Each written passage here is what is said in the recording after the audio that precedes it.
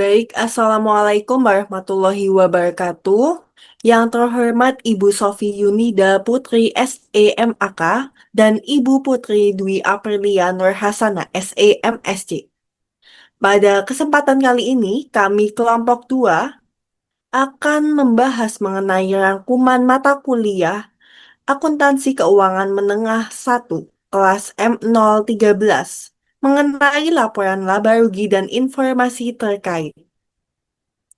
Sebelumnya, perkenalkan nama saya Anissa Putri Prayogo dengan NPM 25013010058. Perkenalkan, nama saya Marsha Dinata Aziz Sulo dengan NPM 250130100068. Perkenalkan, nama saya Putri Nasifa Faizaswa dengan NPM 25013010077. Perkenalkan, saya Salsabila Keisha Perwanti dengan NPM 25013010086. Perkenalkan, nama saya Syifa Zarahwar dengan NPM 250130100320.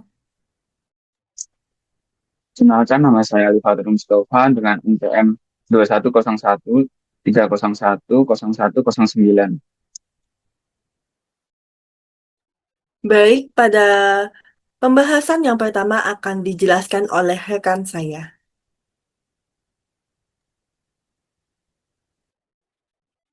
Pada bagian ini, saya akan membahas mengenai usefulness of the income statement, limitation of the income statement, dan quality of earnings. Yang pertama mengenai kegunaan laporan laba rugi atau usefulness of the income statement. Laporan laba rugi memiliki peran penting dalam membantu penggunaan laporan keuangan mengevaluasi kinerja perusahaan. Dengan melihat pendapatan dan beban selama satu periode, kita dapat mengetahui apakah perusahaan memperoleh laba atau mengalami kerugian. Informasi ini juga dapat digunakan untuk membandingkan kinerja perusahaan dengan perusahaan lain dalam industri yang sama sehingga dapat menilai efisien dan efektivitas manajemen. Selain itu, untuk mengevaluasi kinerja masa lalu, laporan laba rugi juga menjadi dasar dalam memprediksi kinerja masa depan. Analisis tren pendapatan, laba, dan arus kas dapat membantu memperkirakan potensi kinerja di periode berikutnya. Meskipun kinerja masa lalu tidak menjamin hasil di masa depan, pola yang konsisten tetap menjadi indikator penting dalam pengambilan keputusan. Laporan laba rugi juga membantu menilai risiko dan ketidakpastian dalam menghasilkan arus kas di masa depan. Pendapatan yang berasal dari aktivitas operasi utama dan bersifat berulang biasanya lebih dapat diandalkan dibandingkan pendapatan yang tidak biasa atau tidak berulang. Selanjutnya adalah keterbatasan laporan laba rugi atau limitation of the income statement. Walaupun sangat penting, laporan laba rugi memiliki beberapa keterbatasan. Pertama, tidak semua nilai ekonomi dapat diukur dan dicatat secara andal. Contohnya adalah nilai merek, reputasi perusahaan, atau kualitas layanan pelanggan yang seringkali tidak tercermin dalam angka laba. Yang kedua, laba yang dilaporkan dapat dipengaruhi oleh metode akuntansi yang digunakan. Perbedaan metode seperti metode penyusutan dan menghasilkan angka laba yang berbeda walaupun kondisi ekonominya sama. Hal ini dapat menyebabkan perbandingan antar perusahaan menjadi kurang akurat. Yang ketiga, pengukuran laba melibatkan estimasi dan pertimbangan manajemen. Estimasi seperti umur manfaat aset atau piutang tak tertagih dalam memengaruhi jumlah beban yang diakui. Jika estimasi terlalu optimis, laba yang dilaporkan bisa terlihat lebih tinggi dari kondisi sebenarnya. Yang terakhir mengenai kualitas laba atau quality of earnings. Kualitas laba menunjukkan seberapa andal dan berkelanjutan laba yang dilaporkan perusahaan. Laba yang berkualitas tinggi berasal dari kegiatan operasional utama dan didukung oleh arus kas yang nyata. Namun dalam praktiknya terdapat manajemen laba, yaitu pengaturan waktu pengakuan pendapatan atau beban agar laba terlihat lebih stabil atau memenuhi target tertentu. Misalnya perusahaan dapat mempercepat pengakuan pendapatan atau menunda beban ke periode berikutnya. Praktik seperti ini dapat menurunkan kualitas laporan keuangan dan mengurangi kepercayaan investor. Oleh karena itu, dalam menganalisis laporan laba rugi, pengguna tidak hanya melihat besarnya laba, tetapi juga perlu memahami sumber serta keberlanjutan laba tersebut. Selanjutnya akan dijelaskan oleh teman saya.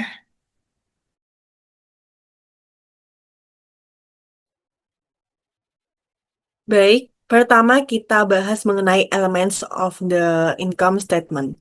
Laporan laba rugi menunjukkan laba bersih yang berasal dari pendapatan, beban, keuntungan, dan kerugian selama satu periode. Pendapatan dan beban biasanya berasal dari aktivitas utama perusahaan, seperti penjualan dan biaya operasional. Sedangkan keuntungan dan kerugian umumnya berasal dari aktivitas di luar kegiatan utama, misalnya penjualan aset tetap. Semua unsur ini penting karena membantu pengguna laporan keuangan dalam memprediksi laba dan arus kas di masa depan. Selanjutnya adalah intermediate components of the income statement. Dalam praktiknya, laporan laba rugi biasanya disusun dengan beberapa bagian atau subtotal supaya lebih mudah dipahami. Penyajian ini membantu pembaca melihat dari mana sumber laba perusahaan berasal. Yang pertama, bagian pertama adalah sales of revenue section yang menyajikan penjualan, potongan, return, dan informasi terkait lainnya untuk memperoleh penjualan bersih. Kedua adalah cost of goods sold section yang menunjukkan biaya barang yang dijual untuk menghasilkan penjualan tersebut. Selisih antara penjualan bersih dan harga pokok penjualan disebut gross profit atau laba kotor. Berikutnya adalah selling expense, yaitu beban yang timbul dari aktivitas penjualan seperti biaya promosi dan distribusi. Kemudian administrative or general expense yang mencangkup biaya administrasi dan operasional umum perusahaan. Selanjutnya terdapat bagian other income and expense yang mencangkup transaksi di luar aktivitas utama perusahaan, seperti keuntungan atau kerugian penjualan aset, penurunan nilai aset, biaya restrukturisasi, serta pendapatan bunga atau dividen. Dari bagian-bagian tersebut, perusahaan akan memperoleh income from operation, yaitu hasil dari operasi normal perusahaan. Setelah itu ada financing cost, yang biasanya berupa beban bunga sebagai biaya pembiayaan. Kemudian dihitung income before income tax, yaitu laba sebelum pajak penghasilan. Bagian berikutnya adalah income tax yang menunjukkan beban pajak atas laba sebelum pajak. Setelah dikurangi pajak, diperoleh income from continuing operation, yaitu hasil operasi yang masih berjalan. Jika perusahaan memiliki discontinued operation, maka keuntungan atau kerugian dari bagian usaha yang dihentikan dilaporkan secara terpisah. Hasilnya adalah net income yang menunjukkan kinerja bersih perusahaan selama satu periode. Selanjutnya, dalam laporan konsolidasi, laba bersih juga dialokasikan ke non-controlling interest, yaitu bagian laba yang menjadi hak pemegang saham non-kendali. Terakhir, perusahaan melaporkan earning per share atau EPS yang menunjukkan laba per lembar saham biasa. Terakhir, mengenai condensed income statement, jika rincian laporan terlalu banyak, perusahaan dapat menyajikan laporan laba rugi versi ringkasnya, yang hanya menampilkan subtotal utama. Detail lengkapnya akan dijelaskan dalam catatan atas laporan keuangan. Tujuannya adalah supaya laporan tetap sederhana namun tetap informatif. What do the numbers mean? You may need a map. Saat ini banyak perusahaan menggunakan ukuran kinerja alternatif atau non-IFRS seperti adjusted earning. Caranya adalah dengan menyesuaikan laba. Misalnya menambahkan kembali beban tertentu yang dianggap tidak mencerminkan kinerja inti. Akibatnya, angka versi perusahaan sering terlihat lebih baik dibandingkan angka berdasarkan standar IFRS. IASB mengingatkan bahwa praktik ini bisa menyesatkan jika tidak dijelaskan dengan transparan. Karena itu, di beberapa negara seperti Amerika Serikat, perusahaan wajib merekonsiliasi angka non-GAAP dengan angka SP supaya investor bisa melihat perbedaannya. Kesimpulannya, pengguna laporan keuangan harus berhati-hati dan memahami apakah angka yang ditampilkan merupakan angka standar atau hasil penyesuaian supaya tidak salah menilai kinerja perusahaan. Selanjutnya akan dijelaskan oleh rekan saya. Baik, selanjutnya di sini saya akan menjelaskan mengenai pelaporan dalam laporan laba rugi. Yang pertama, kita mulai dari gross profit atau laba kotor. Gross profit adalah keuntungan yang diperoleh perusahaan dari penjualan produk setelah dikurangi biaya langsung produksi, seperti bahan baku, tenaga kerja langsung, dan overhead pabrik. Jadi, sederhananya, ini menunjukkan seberapa efisien perusahaan dalam memproduksi atau membeli barang yang dijualnya. Laba kotor penting karena menjadi indikator awal efisiensi produksi dan dasar dalam menentukan harga jual. Selain itu, analisis juga bisa melihat tren laba kotor untuk menilai bagaimana persaingan mempengaruhi margin keuntungan perusahaan. Contohnya, pada BOC Home Company, laba kotor dihitung dari penjualan bersih dikurangi biaya produksi. Pendapatannya tidak biasa atau insidental tidak dimasukkan ke dalam penjualan reguler, tetapi dilaporkan secara terpisah agar analisis lebih mudah mengevaluasi kinerja operasi kelanjutannya. Selanjutnya ada income from operation atau laba operasi. Income from operations diperoleh dari laba kotor yang dikurangi biaya operasional, seperti biaya penjualan, biaya umum, dan administrasi penyusutan, serta amortisasi. Angka ini menunjukkan seberapa menguntungkan aktivitas utama perusahaan setelah memperhitungkan biaya operasi sehari-hari. Perusahaan dapat meningkatkan laba operasi dengan cara menaikkan gross profit, misalnya dengan HPP atau menaikkan harga jual, serta mengurangi biaya operasional melalui efisiensi dan otomatisasi. Bagi analisis laba operasi penting karena mencerminkan kinerja inti bisnis dan sering digunakan untuk memprediksi arus kas di masa depan. Selanjutnya ada expense classification atau klasifikasi beban. Dalam praktiknya terdapat dua pendekatan, yaitu berdasarkan fungsi dan berdasarkan sifat beban. Metode fungsi dianggap lebih relevan karena membantu mengidentifikasi sumber biaya utama perusahaan. Namun, kelemahannya adalah alokasi biaya bisa bersifat subjektif. Karena itu, banyak perusahaan menggunakan metode fungsi dalam laporan laba rugi, tetapi tetap memberikan rincian berdasarkan sifat beban di catatan atas laporan keuangan. Selanjutnya ada gains and losses. Terdapat perbedaan pendapat mengenai apakah item tidak biasa sebaiknya dimasukkan dalam pendapatan operasi atau tidak. Namun, IFRS mengharuskan perusahaan tetap mengungkapkan item tidak biasa agar penggunaan laporan dapat memprediksi arus kas masa depan dengan lebih baik. Contoh item tersebut antara lain kerugian penurunan nilai persediaan, keuntungan atau kerugian penjualan aset, biaya restrukturisasi, dan penyelesaian litigasi. Kemudian kita masuk ke income before income tax. Pada tahap ini, perusahaan wajib melaporkan biaya pembiayaan seperti biaya bunga. Tujuannya adalah untuk membedakan antara aktivitas operasional dengan aktivitas pembiayaan. Biasanya, biaya bunga dikurangkan sebelum menghitung pajak, sedangkan pendapatan bunga dilaporkan sebagai bagian dari pendapatan dari beban lain. Yang terakhir adalah net income atau laba bersih. Laba bersih merupakan hasil akhir setelah semua pendapatan dan beban, termasuk pajak penghasilan, diperhitungkan. Banyak pihak menganggap laba bersih sebagai ukuran utama keberhasilan perusahaan dalam satu periode. Namun, penting juga memahami bagaimana pajak dihitung, karena perbedaan tarif pajak atau biaya yang tidak dapat dikurungkan dapat mengurangi jumlah laba bersih. Jadi, melalui berbagai komponen ini, kita dapat melihat bagaimana laporan laba rugi disusun secara bertahap dari laba kotor hingga laba bersih. Selanjutnya, untuk bab selanjutnya akan dijelaskan oleh rekan saya. Baik, item selanjutnya yaitu ada EPS atau earning per share. Nah, EPS merupakan indikator penting yang menunjukkan seberapa besar laba bersih yang diperoleh untuk setiap lembar saham biasa yang beredar.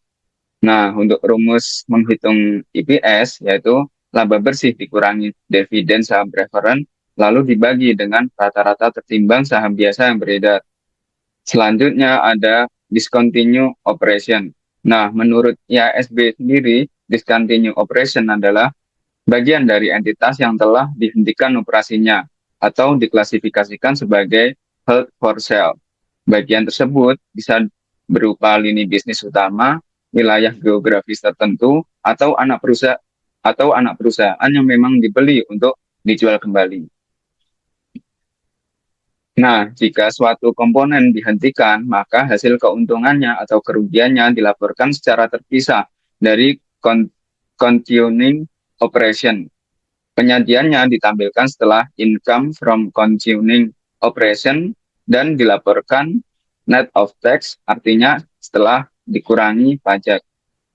Nah, tujuan dari pemisahan ini adalah agar pengguna laporan keuangan dapat membedakan kinerja operasi yang masih berjalan dengan bagian bisnis yang sudah tidak berlanjut. Berikutnya ada intra-period tax allocation. Jadi perusahaan melaporkan discontinued operation dalam laporan laba rugi dalam jumlah net of tax. Konsep ini disebut sebagai intra-period tax allocation.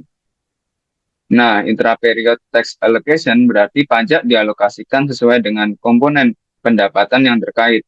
Prinsipnya adalah let the tax follow the income. Artinya beban pajak mengikuti sumber pendapatannya.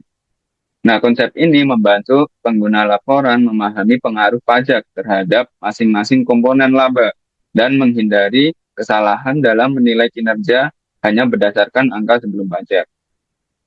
Selanjutnya, yang keempat ada allocation to non-controlling interest. Nah, non-controlling interest atau NCI adalah bagian kepemilikan pada entitas anak yang tidak dimiliki oleh perusahaan induk.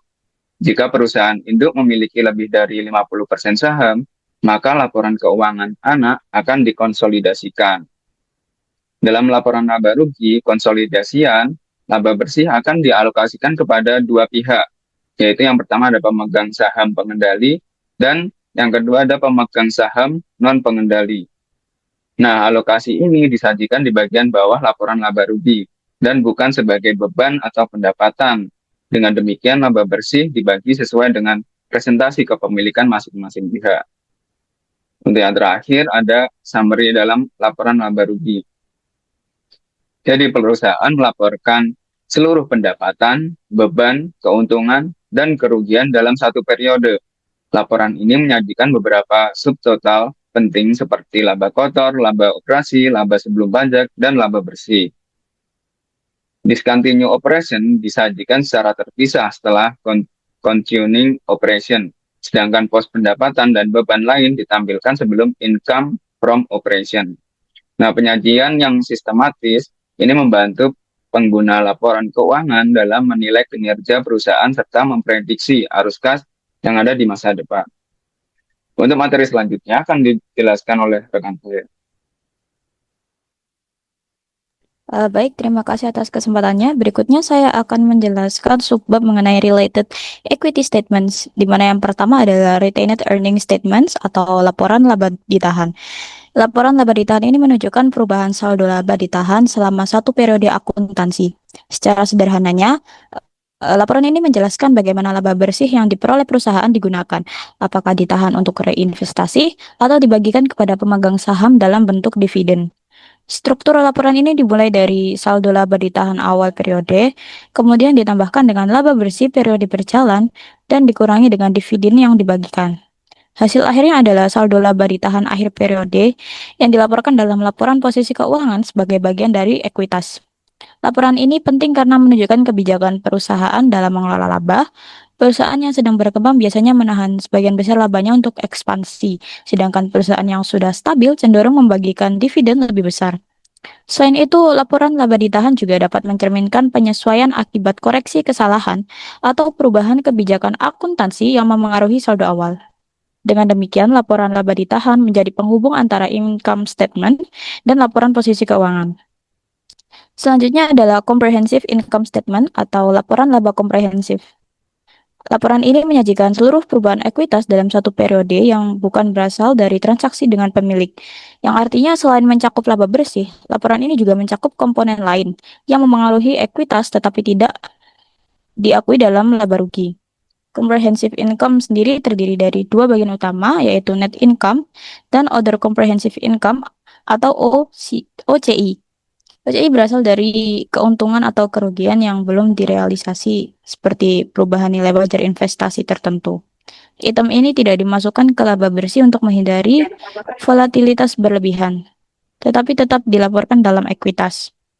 Tujuan laporan laba komprehensif adalah memberikan gambaran yang lebih lengkap mengenai kinerja keuangan perusahaan. Jika hanya melihat laba bersih, pengguna mungkin tidak mengetahui perubahan signifikan pada nilai aset atau kewajiban.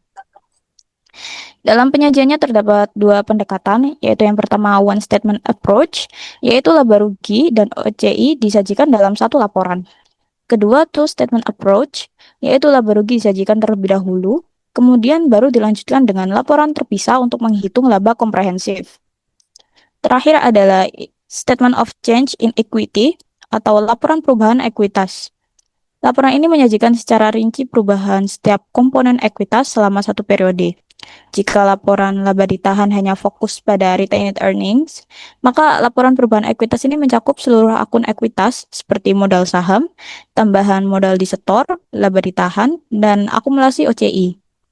Di dalamnya ditampilkan saldo awal, perubahan selama periode berjalan, dan saldo akhir masing-masing komponen.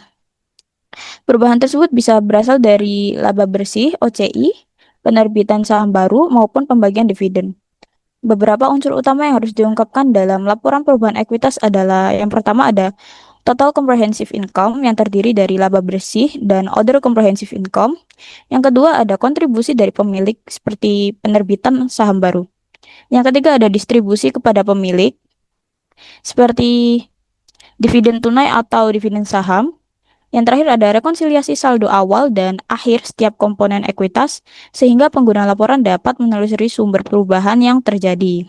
Nah, fungsi utama laporan ini adalah memberikan transparansi mengenai bagaimana total ekuitas berubah.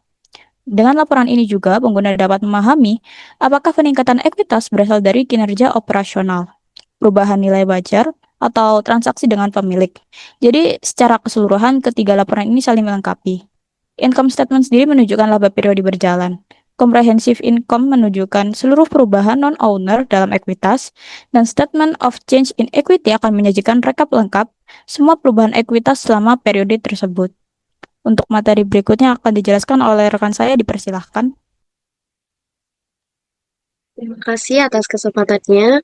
Pada bagian ini, saya akan menjelaskan mengenai perubahan akuntansi dan kesalahan. Pertama, kita bahas mengenai perubahan prinsip akuntansi. Perubahan prinsip akuntansi terjadi ketika perusahaan mengganti metode atau kebijakan akuntansi yang digunakan. Misalnya dari metode persediaan FIFO ke metode rata-rata tertimbang. Perusahaan diperbolehkan melakukan perubahan ini, tetapi harus dapat membuktikan bahwa prinsip yang baru lebih relevan dan lebih andal dibandingkan prinsip sebelumnya. Perubahan prinsip akuntansi dicatat secara retrospektif. Artinya, laporan keuangan periode sebelumnya harus disesuaikan kembali agar konsisten dengan prinsip yang baru. Dampak kumulatif dari perubahan tersebut dicatat sebagai penyesuaian pada saldo awal laba ditahan di periode paling awal yang disajikan. Selanjutnya adalah perubahan estimasi. Dalam akuntansi, banyak angka didasarkan pada taksiran, seperti umur manfaat aset, nilai sisa, piutang tak tertagih, atau persediaan usang. Seiring waktu dan adanya informasi baru, estimasi tersebut bisa berubah.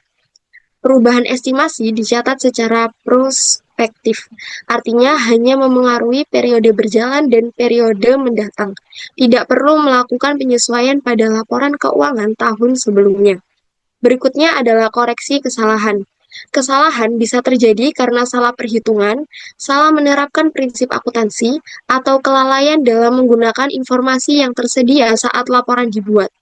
Jika ditemukan kesalahan, perusahaan harus membuat jurnal koreksi yang benar dan melaporkannya sebagai penyesuaian periode sebelumnya. Perlakuannya mirip dengan perubahan prinsip, yaitu disajikan sebagai penyesuaian saldo awal laba ditahan. Jika laporan disajikan secara komparatif, maka laporan tahun sebelumnya harus disajikan kembali atau dilakukan restatement. Selanjutnya kita bahas laporan yang berkaitan dengan ekuitas. Pertama adalah laporan saldo laba atau laporan laba ditahan. Laba bersih akan menambah laba ditahan, sedangkan rugi bersih dan dividen akan menguranginya.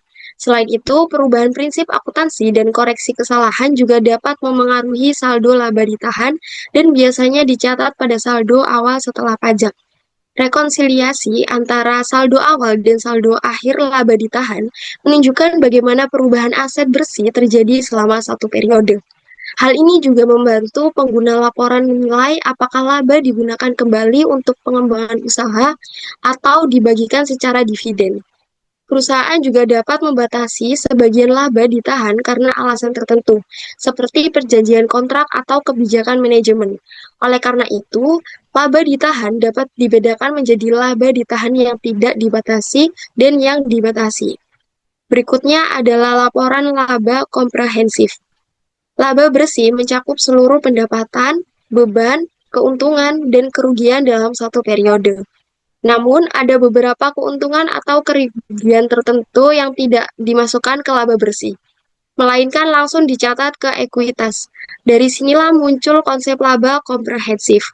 Laba komprehensif terdiri dari laba bersih, penghasilan komprehensif lainnya, yaitu keuntungan atau kerugian yang tidak masuk ke laba bersih tetapi tetap memengaruhi ekuitas. Perusahaan dapat menyajikan laporan laba komprehensif dengan dua cara. Satu, laporan laba bersih ditampilkan sebagai laba komprehensif sebagai total akhir. Dua, laporan laba rugi terpisah, lalu diikuti laporan laba komprehensif.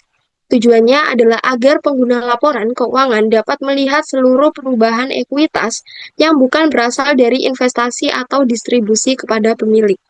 Perusahaan dapat menyajikannya dalam satu laporan atau dua laporan terpisah sesuai dengan ketentuan standar akuntansi. Terakhir adalah laporan perubahan ekuitas. Laporan ini menyajikan secara rinci perubahan setiap komponen ekuitas seperti modal saham, agio saham, laba ditahan, dan akumulasi OCI. Melalui laporan ini, pengguna laporan keuangan dapat melihat secara jelas bagaimana total ekuitas berubah selama satu periode. Apakah karena laba, karena perubahan nilai wajar, atau karena transaksi dengan pemilik, serta seperti penerbitan saham dan pembagian dividen. Secara keseluruhan, pembahasan ini menunjukkan bahwa perubahan akuntansi dan kesalahan tidak hanya memengaruhi laporan laba rugi, tetapi juga berdampak langsung pada ekuitas perusahaan. Untuk materi selanjutnya, Bab 5 mengenai Statement of Financial Position and Statement of Cash Flow akan dijelaskan oleh rekan saya. Dipersilakan.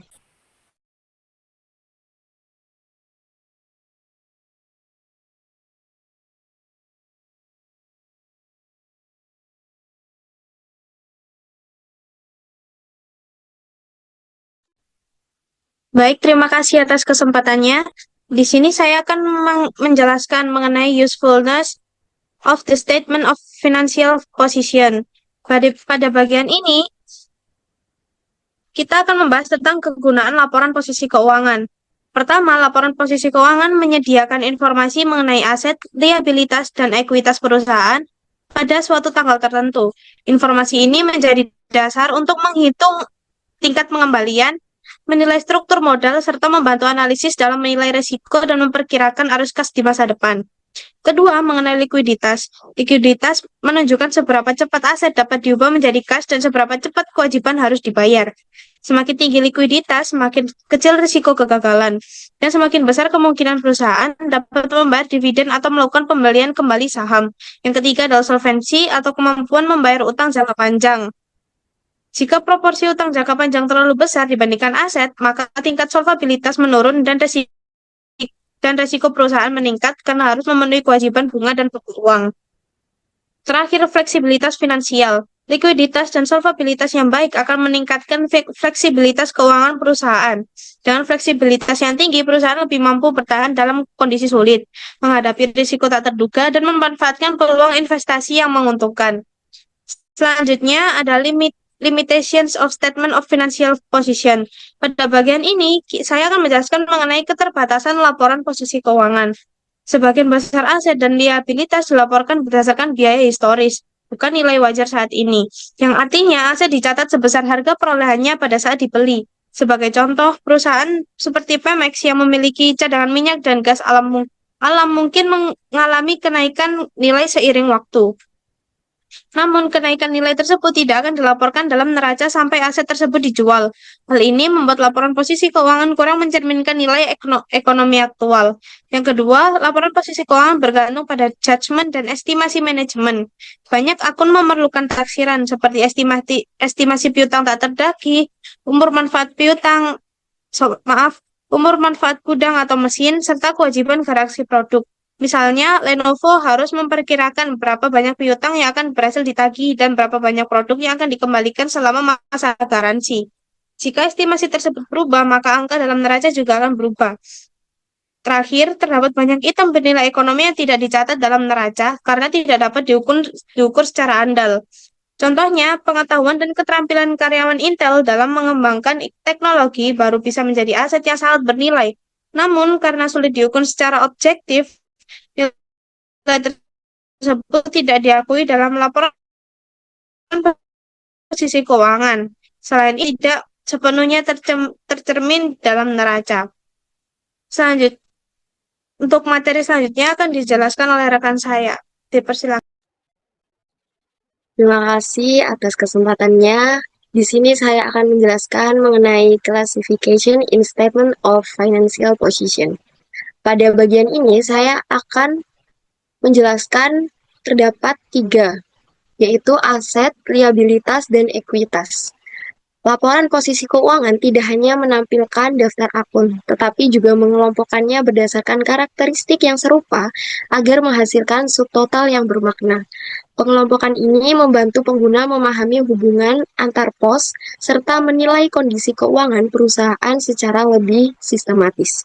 Pertama, kita mulai dari aset. Aset adalah sumber daya yang dikendalikan perusahaan akibat peristiwa masa lalu dan diharapkan memberikan manfaat ekonomi di masa depan. Aset dibagi menjadi 2 kelompok besar, yaitu aset tidak lancar dan aset lancar. Aset tidak lancar adalah aset yang tidak diharapkan dikonversi menjadi kas dalam 1 tahun atau 1 siklus operasi. Contohnya, investasi jangka panjang, seperti obligasi, saham biasa yang dimiliki lebih dari 1 tahun, tanah untuk spekulasi, dana pensiun, atau investasi pada entitas anak. Selanjutnya ada aset tetap, yaitu aset berwujud berumur panjang yang digunakan dalam operasi, seperti tanah, gedung, mesin, dan peralatan. Perusahaan juga mengungkapkan akumulasi penyusutan dan dasar penilaiannya dalam catatan laporan keuangan. Selanjutnya ada aset tak berwujud seperti paten, hak cipta, merek dagang, goodwill, dan daftar pelanggan. Selanjutnya ada aset lainnya, misalnya biaya dibayar di muka jangka panjang, piutang tidak lancar, atau kas yang penggunaannya dibatasi. Selanjutnya ada aset lancar, yaitu kas dan aset lain yang diharapkan dapat dikonversi menjadi kas, dijual, atau digunakan dalam 1 tahun atau 1 siklus operasi. Contohnya persediaan yang penilaiannya harus diungkapkan, termasuk metode yang digunakan. 2. Piutang, baik piutang usaha maupun non-dagang, termasuk informasi mengenai risiko tidak tertagih. 3. Biaya dibayar di muka, seperti asuransi, sewa, atau pajak yang manfaatnya masih akan diterima. 4. Investasi jangka pendek, seperti efek yang diperdagangkan. 5. Kas dan setara kas, yaitu uang tunai dan investasi sangat liquid dengan jatuh tempo 3 bulan atau kurang. Kedua adalah liabilitas. Liabilitas merupakan kewajiban masa kini yang timbul dari peristiwa masa lalu dan penyelesaiannya akan mengakibatkan arus keluar sumber daya. Liabilitas dibagi menjadi 2, ada liabilitas jangka panjang dan liabilitas jangka pendek. Liabilitas jangka panjang yaitu kewajiban yang jatuh temponya lebih dari 1 tahun, seperti utang obligasi, pensel bayar jangka panjang, pajak tangguhan, kewajiban sewa, dan kewajiban pensiun. Liabilitas jangka pendek yaitu kewajiban yang harus diselesaikan dalam 1 tahun atau 1 siklus operasi, seperti utang usaha, utang gaji, utang pajak, dan pendapatan diterima di muka. Terakhir adalah ekuitas, yaitu hak pemilik atas aset perusahaan setelah dikurangi liabilitas. Ekuitas mencerminkan klaim pemegang saham dan terdiri dari beberapa komponen seperti modal saham, premi saham, saldo laba, akumulasi penghasilan komprehensif lain, saham treasury, serta kepentingan non-pengendali. Untuk materi selanjutnya akan dijelaskan oleh rekan saya. Dipersilakan.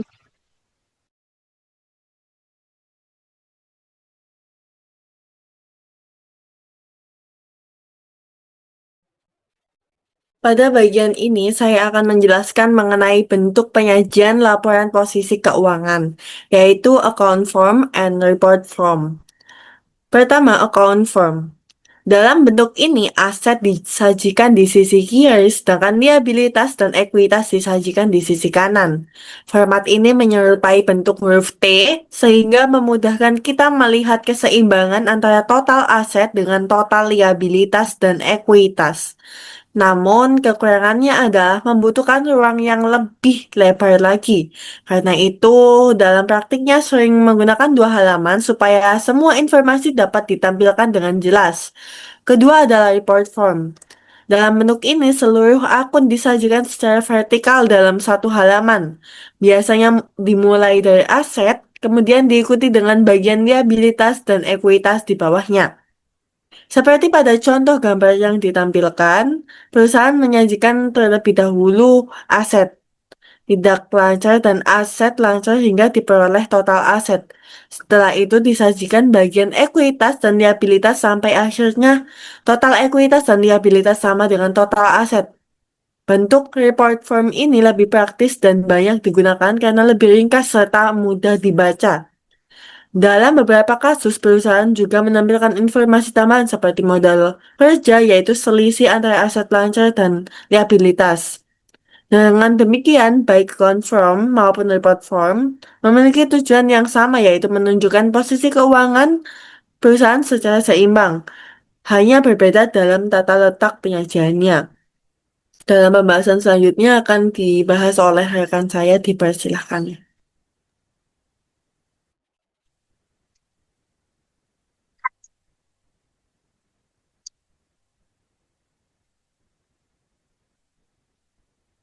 Jadi materi yang selanjutnya ini ada purpose of the statement of cash flow atau tujuan dari laporan arus kas.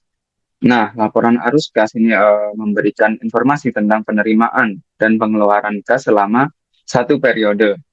Laporan ini mengelompokkan arus kas ke dalam 3 aktivitas utama, yaitu aktivitas operasi, investasi, dan pendanaan, serta menunjukkan kenaikan atau penurunan kas bersih.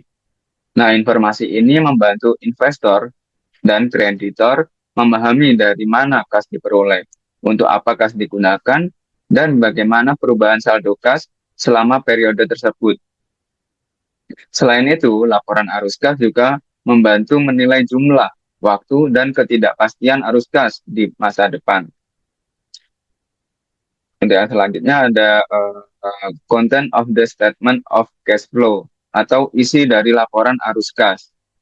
Nah, laporan arus kas mengelompokkan seluruh penerimaan dan pengeluaran kas ke dalam 3 aktivitas utama. Yang mudah tadi disebutkan, yaitu ada aktivitas operasi, aktivitas investasi, dan aktivitas pendanaan.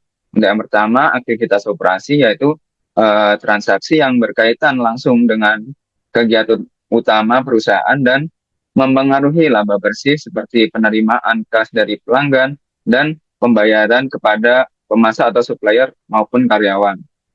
Selanjutnya yang kedua tadi ada aktivitas investasi. Nah, aktivitas investasi ini meliputi pembelian dan penjualan aset tetap, investasi jangka panjang, serta pemberian dan penagihan pinjaman. Biasanya pembelian aset menghasilkan arus kas keluar, sedangkan penjualan aset menghasilkan arus kas masuk.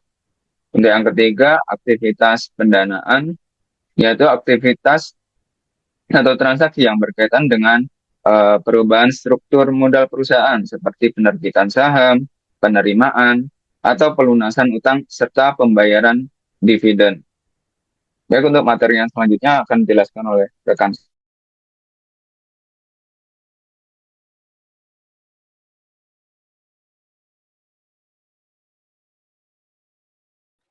Baik, terima kasih atas kesempatannya. Berikutnya saya akan mulai dengan preparation of the statement of cash flow.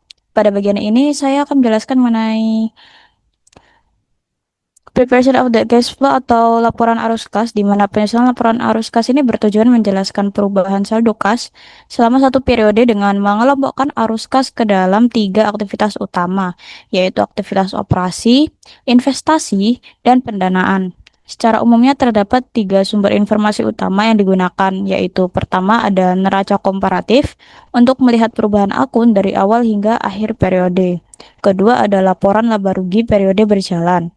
Ini untuk mengetahui laba bersih serta komponen non-kas. Dan ketiga ada informasi tambahan seperti rincian pembelian aset atau penerbitan saham.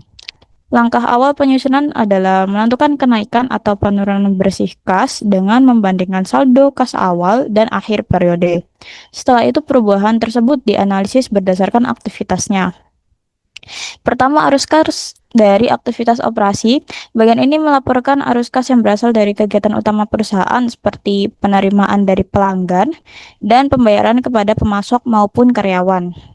Terdapat 2 metode penyajian. Yang pertama ada metode langsung, yang langsung melaporkan penerimaan dan pengeluaran kas. Kemudian yang kedua ada metode tidak langsung, yang dimulai dari laba bersih lalu disesuaikan dengan beban non-kas seperti depresiasi, serta perubahan aset dan liabilitas.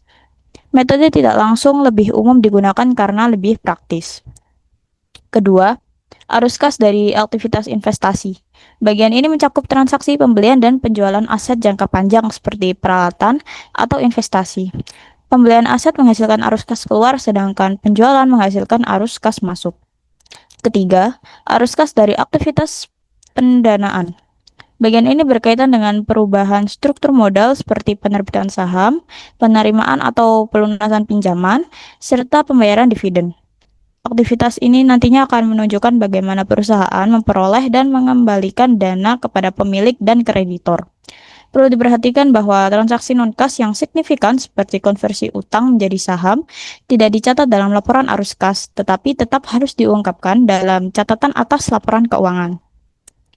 Secara keseluruhan, penyusunan laporan arus kas berfokus pada analisis perubahan akun-akun neraca untuk mengetahui dampaknya terhadap kas, sehingga memberikan gambar yang jelas mengenai sumber dan penggunaan kas selama satu periode. Kemudian berikutnya tentang usefulness of the statement of cash flow atau kegunaan laporan arus kas. Nah, laporan arus kas ini memberikan informasi mengenai penerimaan dan pengeluaran kas yang tidak dapat terlihat secara lengkap dalam laporan laba rugi maupun laporan posisi keuangan. Jika sebelumnya laporan laba rugi berbasis akrual dapat menunjukkan laba tanpa arus kas nyata, maka laporan arus kas menunjukkan kondisi kas yang sebenarnya. Salah satu kegunaan utamanya adalah menilai kemampuan perusahaan menghasilkan kas dari aktivitas operasi.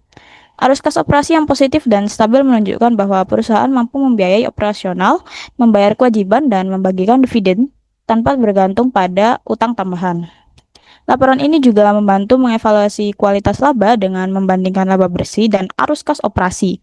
Selain itu, laporan kas berguna untuk menilai likuiditas, solvabilitas, serta memprediksi arus kas masa depan berdasarkan pola historis. Nah, secara keseluruhan, laporan arus kas ini melengkapi laporan keuangan lainnya dengan memberikan gambaran yang lebih nyata mengenai kesehatan keuangan perusahaan berbasis kas. Untuk materi berikutnya akan disampaikan oleh rekan saya, dipersilakan.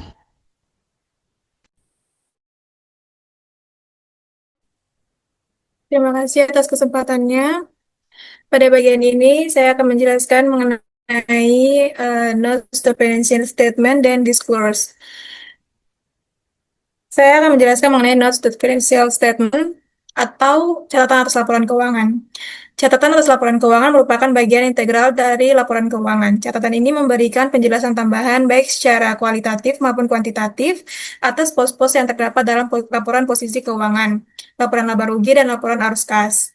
Karena laporan utama seringkali hanya menampilkan angka ringkas, maka catatan diperlukan untuk memberikan gambaran yang lebih lengkap sesuai dengan ketentuan IFRS. Salah satu bagian penting dalam catatan adalah ringkasan kebijakan akuntansi yang signifikan. Di sini perusahaan menjelaskan metode dan prinsip yang digunakan. Misalnya, metode penelitian persediaan seperti FIFO atau rata-rata tertimbang. Metode penyusutan aset tetap seperti garis lurus atau saldo menurun, serta dasar pengukuran instrumen keuangan apakah menggunakan biaya perolehan, diamortisasi, atau nilai wajar. Pengungkapan ini penting agar pengguna dapat memahami dasar, penyusunan, angka, dan membandingkannya dengan perusahaan lain. Selain itu, catatan juga memberikan rincian tambahan atas akun-akun tertentu. Misalnya, aset tetap dirinci menjadi tanah, bangunan, dan mesin beserta akumulasi penyusutannya. Piutang dipisahkan antara piutang usaha dan pihak berelasi persediaan diklasifikasikan menjadi bahan baku, barang dalam proses, dan barang jadi, serta provisi dijelaskan secara terpisah seperti provisi imbalan kerja. IFRS juga mensyaratkan pengungkapan tertentu seperti maturity analysis, yaitu pengelompokan piutang dari awal hingga akhir periode untuk beberapa akun tertentu. Dengan demikian, catatan atau laporan keuangan berfungsi untuk memperjelas, melengkapi, dan meningkatkan transparansi informasi yang disajikan dalam laporan. Yang kedua ada techniques of disclosure.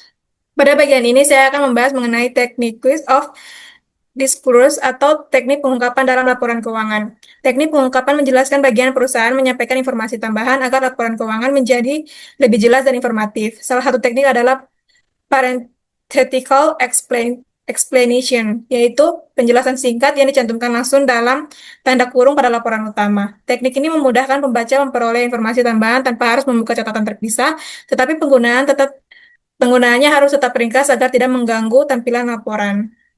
Teknik berikutnya adalah cross-reference, yaitu menghubungkan salah satu pos dengan penjelasan yang lebih rinci di bagian lain laporan keuangan. Cara ini membantu pembaca memahami keterkaitan antara akun, misalnya antara suatu aset dengan liabilitas yang terkait. Selain itu, perusahaan juga menggunakan kontra akun, yaitu akun yang mengurangi nilai akun utama seperti akumulasi depresiasi yang mengurangi nilai aset tetap atau cadangan kerugian piutang yang mengurangi nilai piutang. Sebaliknya, terdapat adjust account, yaitu akun yang menambah nilai akun utama. Misalnya penyesuaian nilai wajar pada investasi. Melalui berbagai teknik ini, perusahaan dapat menyajikan informasi keuangan secara lebih transparan, terstruktur, dan mudah dipahami oleh pengguna laporan keuangan.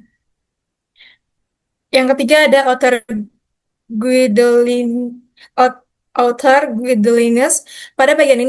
Pada bagian terakhir ini, saya akan membahas mengenai outer guidelines atau pedoman lain dalam penyajian laporan keuangan sesuai dengan IAS 1. Pertama adalah offsetting. Secara umum, offsetting tidak diperbolehkan kecuali secara khusus diizinkan oleh IFRS. Artinya, aset dan liabilitas serta pendapatan dan beban harus disajikan secara terpisah. Tujuannya adalah agar informasi tetap transparan dan tidak menyesatkan pengguna laporan keuangan. Konsistensi berikutnya, konsistensi juga penting untuk menjaga daya banding laporan keuangan. Antar tahun, perubahan metode hanya diperbolehkan jika diwajibkan oleh standar atau jika menghasilkan penyajian yang lebih relevan dan andal. Ketiga adalah fair presentation atau penyajian yang wajar.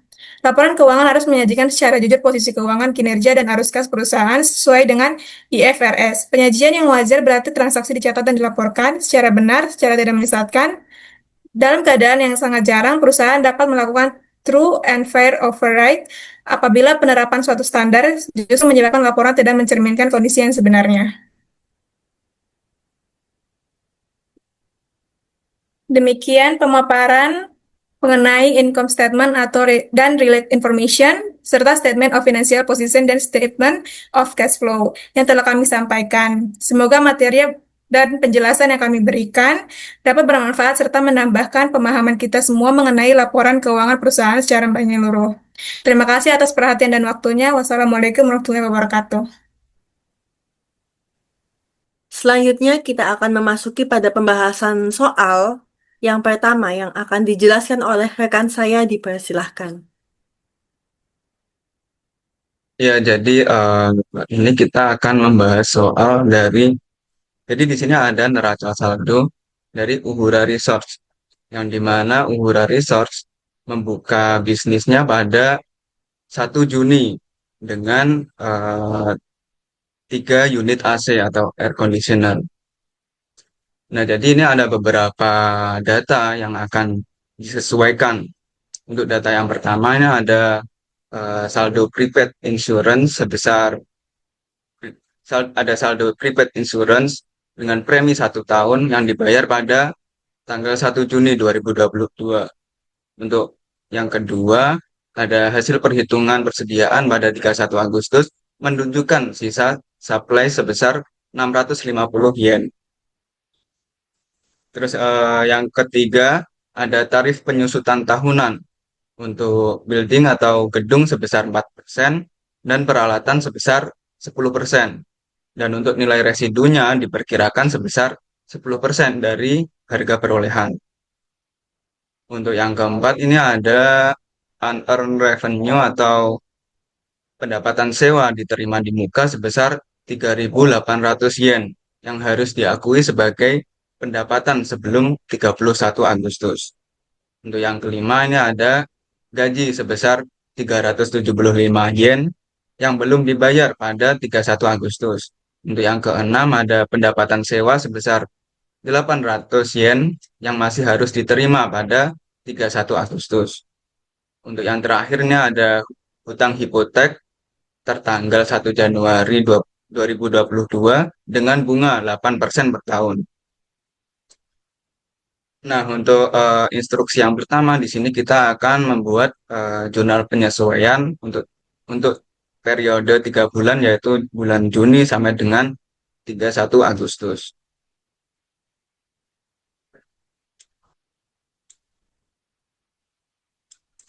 Jadi untuk yang pertama ini ada penyesuaian mengenai asuransi atau prepaid insurance. Yang di mana prepaid insurance-nya itu sebesar 4.500. Nah, itu untuk 12 bulan. Nah, kita akan menghitungnya untuk periode 3 bulan. Untuk menghitungnya 4.500 dikalikan dengan 3 dibagi dengan 12. Dengan hasil 1.125 yen. Nah, untuk jurnalnya, debitnya insurance expense pada prepaid insurance sebesar 1.125 yen.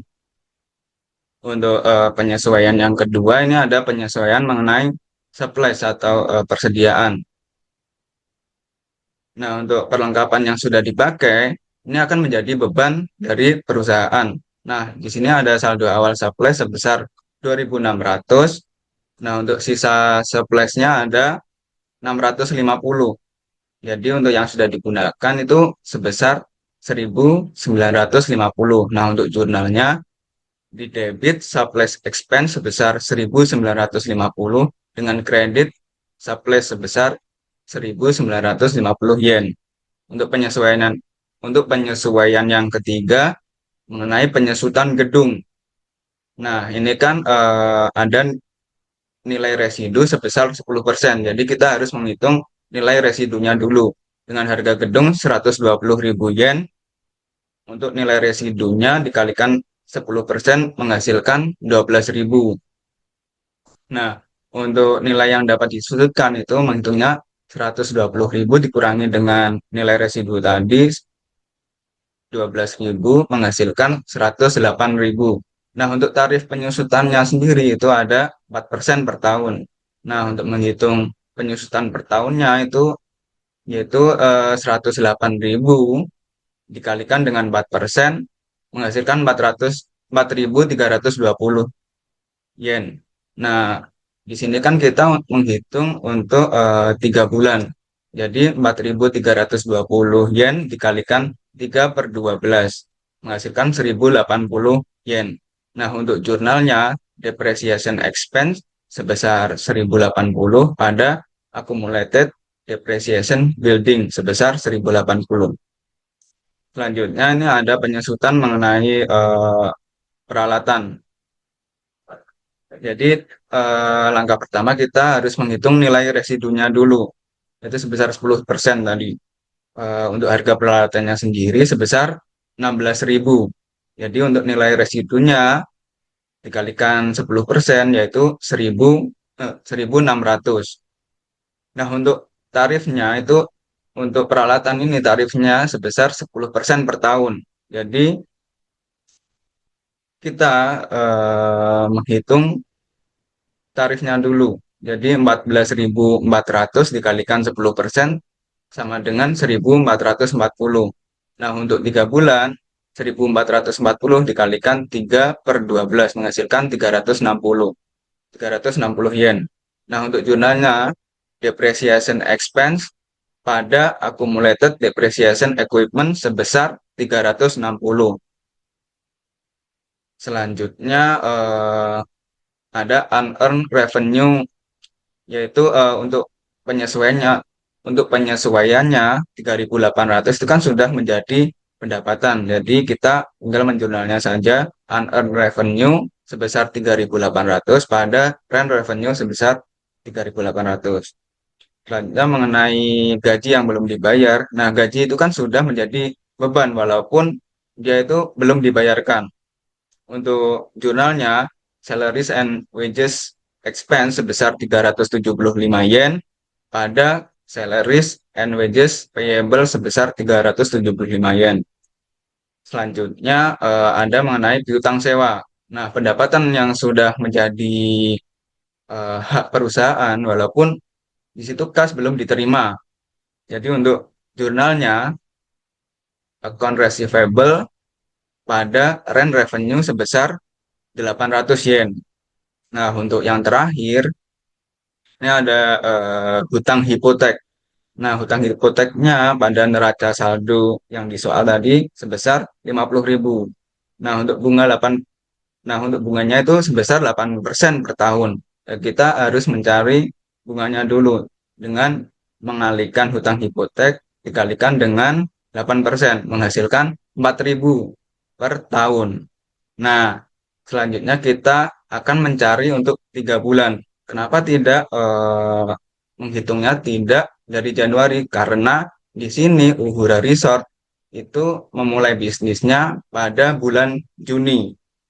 Jadi untuk jadi di sini kita akan menghitung untuk 3 bulan. Untuk perhitungannya 4.000 dikalikan 3/12 menghasilkan 1.000. Untuk jurnalnya eh, debit interest expense sebesar 1.000 dan interest payable sebesar 1.000 untuk kreditnya. Untuk instruksi B atau soal yang B akan dijelaskan oleh rekan saya. Baik, untuk soal kedua yaitu instruction B, yaitu prepare an adjusted trial balance on August 31. Di sini, jadi kita ini neraca saldo setelah disesuaikan. Nah, neraca saldo setelah disesuaikan ini tinggal menambahkan neraca saldo yang sebelum disesuaikan ini ditambahkan ataupun dikurangi dengan jurnal penyesuaiannya. Jadi seperti kas atau cash itu kan di sini 19.600. Nah, di jurnal penyesuaian tidak ada sama sekali akun kas yang disesuaikan. Berarti sama jumlahnya 19.600. Kemudian ada em, prepared insurance di neraca saldo sebelum disesuaikannya kan ada di debitnya 4.500. Di jurnal penyesuaiannya ada satu di kredit sebesar 1.125. Berarti di neraca saldo setelah disesuaikannya 4.500 dikurangi dengan ini yang ada di jurnal penyesuaiannya yaitu 1.125. Kemudian supplies. Nah, di sini supplies kan 2.600. Kita lihat di jurnal penyesuaiannya ada nggak supplies? Nah, ada di kredit sebesar 1.950. Jadi, di neraca saldo setelah disesuaikannya 2.600 dikurangi dengan 1.950 hasilnya 650. Kemudian land atau tanah. Atau villa. Nah, di sini kan 20 nih debitnya. Nah, di sini ada nggak? Nggak ada kan? Nah, jadinya langsung aja ditulis sesuai dengan neraca saldo sebelum disesuaikannya. Sebab kan nggak ada di jurnal penyesuaiannya. Jadi totalnya land itu 20.000. Kemudian building itu juga di sini kan nggak ada nih. Nah, langsung aja langsung ditulis di sini kan totalnya kan 120 di debit. Ya udah ditulis aja di debitnya 120. Kemudian ada equipment. Di sini kan 16.000 nih. Di sini ada nggak equipment? Nggak ada, berarti langsung aja ditulisnya 16.000 sesuai ini. Kemudian ada account payable. Di kreditnya 4.500. Nah, di sini em, nggak ada nih account payable, adanya account receivable. Berarti langsung account payable-nya langsung ditulis 4.500. Kemudian ada earned and revenue sebesar 4.600 di kredit. Di sini ada di debitnya itu 3.800. Jadi yang di sini 4.600 ditambah dengan 3.800. Hasil, oh dikurangi, maaf. Dikurangi jadi hasilnya itu 800. Kemudian ada mortgage payable. Di sini 50.000. Di sini tidak ada ya. Berarti tetap 50.000. Kemudian di salaries and wages payable.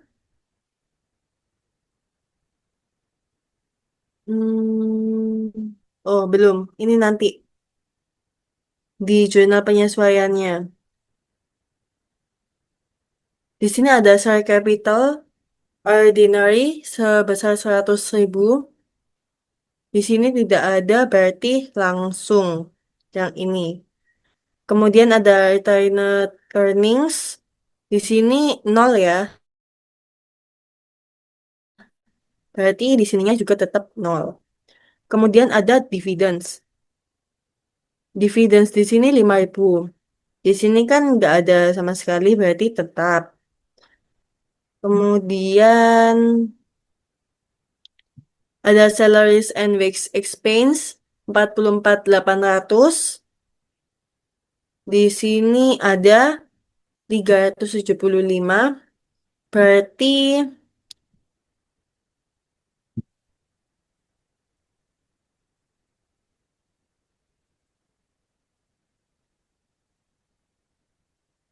oh iya, berarti langsung ya 375.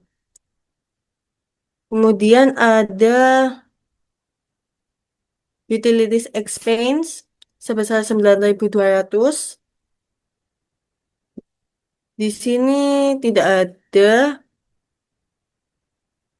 Berarti wait. Berarti di sini ya 9.200. Kemudian yang terakhir di neraca saldo sebelum disesuaikannya ada maintenance and repairs expense 3.600. Di sini tidak ada sama sekali. Jadi tetap. Kemudian kan di jurnal penyesuaian kan kita kan ada nambah-nambah seperti beban-beban gitu ya. Sedangkan di neraca saldo sebelum disesuaikannya itu nggak ada. Berarti kita tambahin aja di neraca saldo setelah disesuaikannya. Seperti akumulasi depresiasi building sama equipment. Kalau yang buildings itu 1.080 dan equipment itu 360. Kemudian ada account receivable. Di sini kan nggak ada nih. Adanya payable. Receivable-nya 800. Kemudian ada Salaries and wages payable kan di sini 375 nih. Di sini kan adanya itu expense, bukan payable. Berarti ditambahin aja 375. Kemudian interest payable 1000. Kemudian revenue ini ada. Berarti tinggal menambahkan yang belum ada aja di neraca saldo sebelum disesuaikan dengan jurnal penyesuaiannya. Nah, intinya kasnya di sini di debit 19.600, kemudian prepaid insurance-nya itu 3.375, supplies-nya 650, land-nya 20.000, building-nya 120.000, accumulate depreciation building-nya 1.080, equipment-nya 16.000, kemudian accumulate depreciation equipment-nya 360, Ac- account receivable-nya 800, kemudian account payable-nya 450, eh unit rent revenue-nya 800, mortgage payable-nya 50.000, salaries and wage payable-nya 375, interest payable-nya 1.000, share capital ordinary 100.000, kemudian retained earnings-nya 0, tidak ada sama sekali. Kemudian dividennya 5.000, kemudian rent revenue-nya 98.800, kemudian salaries and wage expense itu 175.000. Kemudian utilities expense-nya 9.200, kemudian maintenance and repairs expense 3.600, insurance expense 1.125, supplies expense 1.950, depreciation expense 1.440, interest expense 1.000. Jadi total debitnya 248.915.000 dan kreditnya juga sama. Berarti balance untuk neraca saldo setelah disesuaikannya. Kemudian kita akan lanjut ke soal yang kedua yang akan dijelaskan oleh rekan saya. Terima kasih.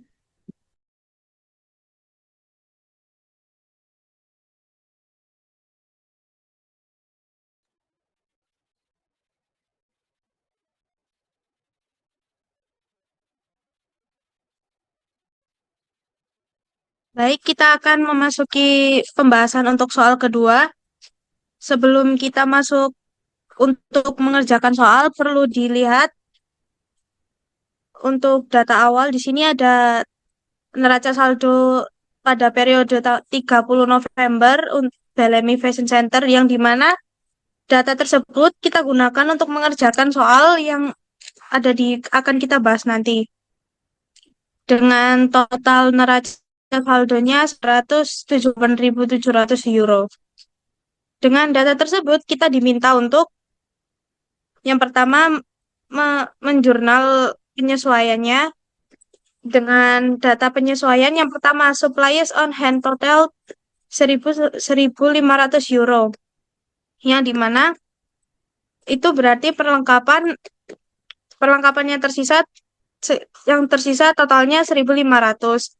Dengan hal tersebut kita catat sebagai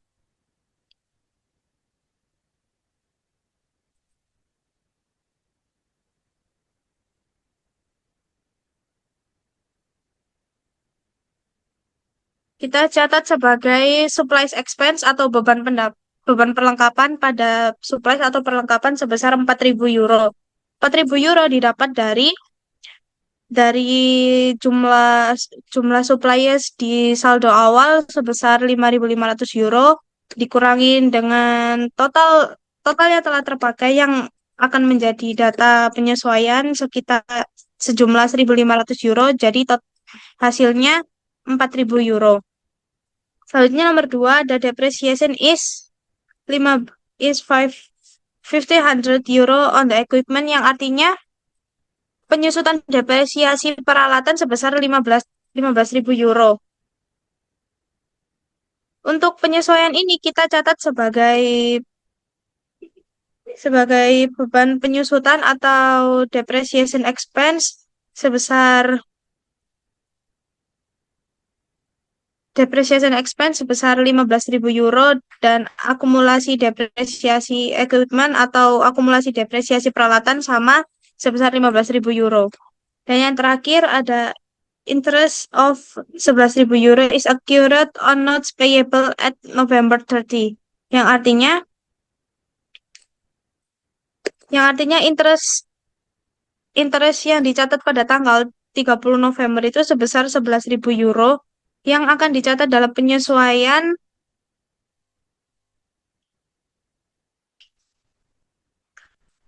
yang dicatat sebagai interest expense sebesar 11.000 euro dan notes payable sebesar 11.000 euro. Setelah itu kita lanjut ke pembahasan yang B, yaitu prepare an adjusted trial balance, yang dimana setelah kita mendata seluruh jurnal penyesuaian, kita diminta untuk membuat neraca saldo setelah penyesuaian. Untuk mempermudah mengerjakan hal neraca saldo setelah penyesuaian tersebut, kita buat worksheet atau lembar kerja atau biasa disebut dengan neraca lajur, yang dimana di situ telah dicatat seluruhnya neraca saldo awal yang pada awal 30 November 2022 itu, lalu kita catat di sebelahnya itu penyesuaian yang telah kita buat tadi, lalu kita bisa menghitung neraca saldo setelah penyesuaiannya di sebelahnya lagi dengan cara apabila di neraca saldo awal itu jumlahnya debit, namun di adjustment atau penyesuaian kredit, kita tinggal menguranginya. Lalu apabila debit ketemu debit, kita tinggal tambah, namun sebaliknya jika kredit ketemu debit, kita bisa dikurangin. Seperti contoh, hmm, seperti contoh untuk suppliers, di situ tertera neraca saldo awal 5.500 euro, namun di penyesuaian di, di posisi kredit sebesar 4.000 euro. Jadi untuk jumlah di neraca saldo setelah penyesuaian tinggal 1.500 euro dari total neraca saldo dikurangi total penyesuaian. Lalu begitu pula sampai seterusnya hingga mencapai hasil yang harus balance, yaitu sebesar 1.004.700 euro dan di posisi kredit juga sama sebesar 1.004.700 euro. Selanjutnya untuk pembahasan soal yang C akan dijelaskan oleh rekan saya. Terima kasih.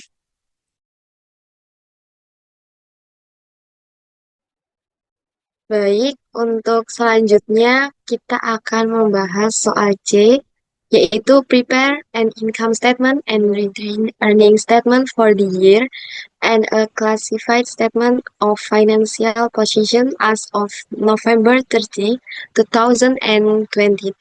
Yang artinya kita menyiapkan laporan laba rugi dan laporan laba ditahan untuk tahun tersebut, serta laporan posisi keuangan yang diklasifikasikan per tanggal 30 November 2022. Yang pertama, kita akan membahas mengenai income statement atau laporan laba rugi. Yang pertama, kita masukkan sales revenue. Nominal dari laporan ini bisa kita lihat dari hasil trial balance yang sudah disiapkan oleh Putri Nazifa.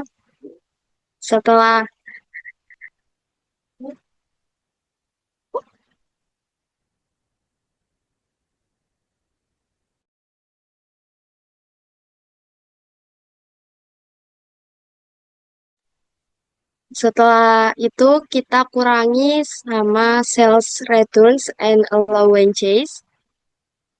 Itu adalah pengembalian dan potongan penjualan.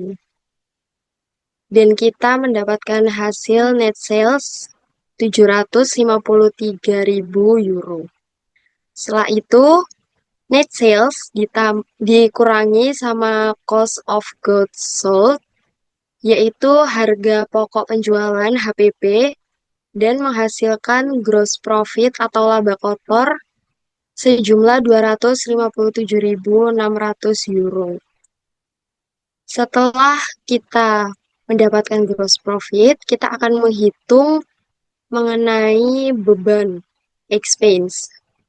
Yang pertama ada salaries and wage expense, biaya gaji dan upah, yaitu 140.000 euro, ditambah advertising expense 26.400 euro, ditambah utilities expense sebesar 14.000 euro, maintenance and repairs expense sebesar 12.100 euro, ditambah delivery expense sebesar 16.700 euro, ditambah rent expense sebesar 24.000 euro, ditambah supplies expense sebesar 4.000 euro, ditambah depreciation expense sebesar 15.000 euro, ditambah interest expense 11.000 euro, dan total expense yang kita dapatkan adalah 263.200 euro. Nah, dari laba kotor itu tadi, kita kurangi dengan total expense. 257.600 euro dikurangi 263.200 euro, dan kita mendapatkan net profit sebesar 5.600 euro. Untuk selanjutnya adalah laporan laba ditahan atau retained earning statement. Di sini kita masukkan yang pertama retained earnings pada tanggal 1 di bulan Desember 2023 itu sebesar 8.000 euro. Nah, itu tadi dikurangi sama net profit yang udah kita dapatkan dari laporan laba rugi income statement sebesar 5.600 euro. Hasilnya adalah retained earnings pada 30 Desember 2023 adalah 2.400 euro. Untuk selanjutnya ada statement of financial position atau laporan posisi keuangan. Kita bahas yang aktiva terlebih dahulu. Di aktiva ini kita akan menghitung current asset dan non-current asset, aktiva lancar dan aktiva tidak lancar. Untuk aktiva lancar ada cash sebesar 28.700 euro, ditambah account receivable 33.700 euro, ditambah inventory 45.000 euro, ditambah supplies 1.500 euro, dan total aset lancarnya itu ada 108.900 euro. Setelah itu kita akan menghitung aset tidak lancar, itu ada equipment sebesar 133.000 euro. Saya itu ada accumulated depreciation equipment, ini minus karena dia adalah akumulasi 39.000 euro, jadi total aset tidak lancar sebesar 94.000 euro. Setelah itu, untuk aktiva, total dari aset lancar dan aset tidak lancar itu kita tambah 108.900 euro ditambah 94.000 euro, total aset adalah 202.900 euro. Untuk selanjutnya kita akan membahas mengenai pasiva. Oke, selanjutnya adalah pasiva. Kita akan menghitung mengenai liabilities dan equity. Liabilities ada current liabilities dan non-current liabilities. Untuk yang current liabilities itu ada account payable sebesar 48.500 euro, dan untuk non-current liabilities itu ada notes payable sebesar 62.000 euro. Nah, dari keduanya ini kita tambahkan menjadi total liabilities yang dipunya sebesar 110.500 euro. Selanjutnya kita akan menghitung mengenai equity. Terdapat share capital ordinary sebesar 90.000 euro ditambah retained earnings yang udah kita dapatkan tadi di laporan laba ditahan sebesar 2.400 euro. Jadi untuk total equity-nya sebesar 92.400 euro. Untuk pasifa ini kita akan menjumlahkan liabilities dan equity 110.500 euro ditambah 92.400 euro, totalnya menjadi 202.900 euro. Jadi kita bisa melihat statement of financial position pada Bellamy Fashion Center balance antara aktiva dan pasifa sejumlah 202.900 euro. Untuk soal selanjutnya akan dijelaskan oleh rekan saya. Terima kasih.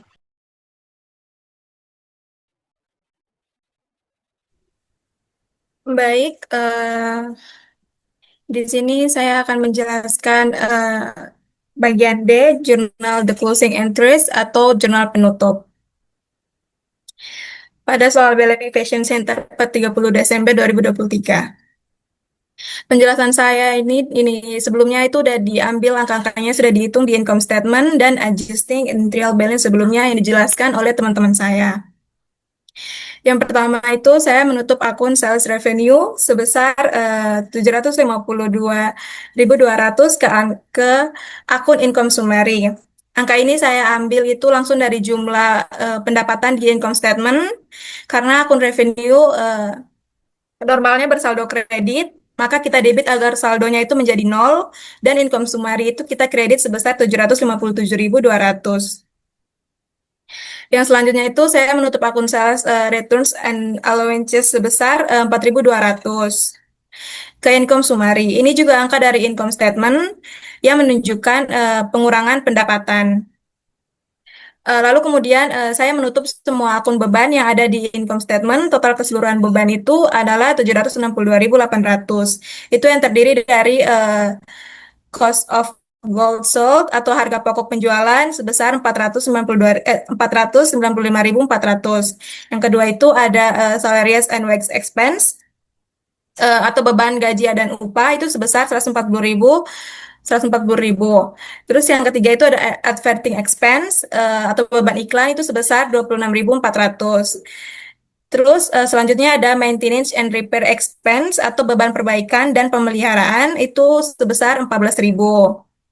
Dan utilities expense atau beban utilitas itu sebesar 12.100.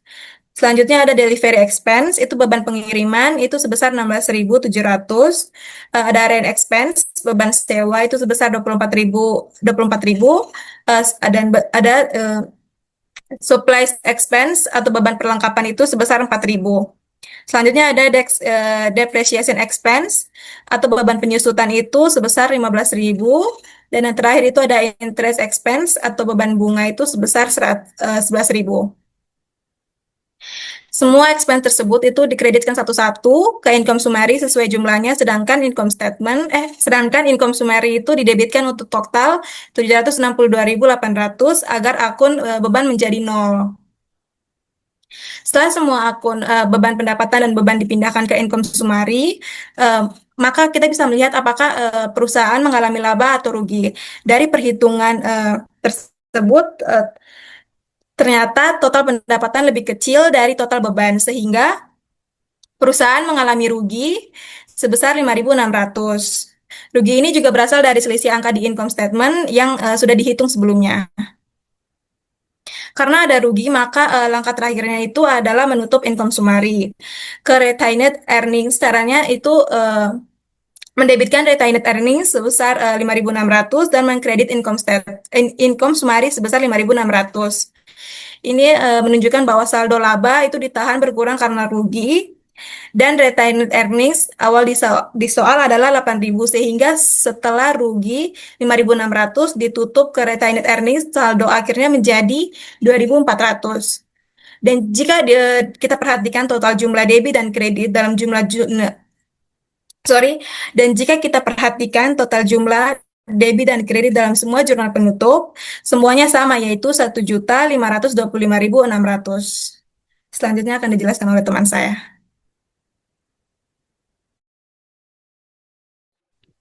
Baik, terima kasih atas kesempatannya. Berikutnya saya akan menjawab pertanyaan yang ke E, yaitu prepare a post-closing trial balance, atau di sini bisa dibilang siapkan neraca saldo setelah penutupannya. Nah, setelah melampaui segala rangkaian untuk laporan keuangan, di sini dapat ditampilkan post closing trial balance-nya, yaitu neraca saldo setelah seluruh jurnal penutup dibuat. Nah, pada tahap ini, semua akun nominal seperti pendapatan dan beban sudah ditutup sehingga tidak lagi muncul dalam daftar saldo. Hal ini karena akun nominal hanya digunakan untuk mengukur kinerja selama satu periode, sehingga di akhir periode harus dikosongkan kembali. Hasil dari proses penutupan tersebut dapat dilihat dari post closing trial balance ini, di mana akun yang tersisa hanya akun real yaitu aset, kewajiban, dan ekuitas, karena akun-akun tersebut akan menjadi saldo awal pada periode berikutnya. Contohnya pada laporan ini terdapat akun kas, piutang usaha, persediaan, perlengkapan, peralatan, akumulasi penyusutan, utang, modal saham, dan retained earnings-nya. Saldo retained earnings ini mencerminkan hasil akhir dari penutupan laba atau rugi periode berjalan. Selain itu, total debit dan kredit yang seimbang juga menunjukkan bahwa proses pencatatan, penyesuaian, dan penutupan telah dilakukan dengan benar. Dengan demikian, post-closing trial balance ini menegaskan bahwa perusahaan telah menyelesaikan siklus akuntansi untuk periode tersebut dan siap memulai pencatatan pada periode berikutnya dengan saldo awal yang telah diperbarui. Saya kembalikan ke moderator. Terima kasih. Baik, cukup sekian penjelasan soal 1 dan 2 dari kami mengenai adjusted trial balance. Mungkin kurang lebihnya kami tutup. Terima kasih. Mohon maaf apabila ada kesalahan. Wassalamualaikum warahmatullahi wabarakatuh.